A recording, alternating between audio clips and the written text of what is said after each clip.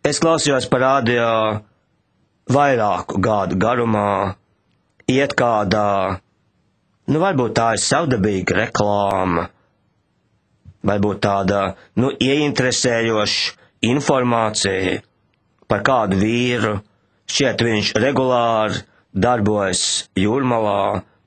Viņam ir daudz piekritēju, daudz cienītāju, un laikam vēl vairāk cienītājus. Viņam bija tāds savdabīgs krievisks uzvārds, man šķiet Grabovojs. Es varu kļūdīties, bet ne tas ir svarīgi. Un par viņu tiek stāstīts dažādas brīnumainas lietas.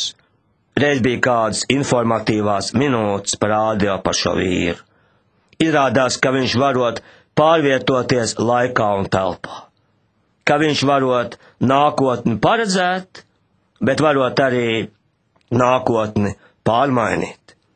Ka viņš varot arī nelaimes viņš varot paredzēt. Un arī nelaimes viņš varot novērst. Arī dabas katastrofas.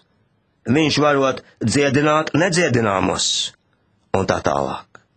Jā.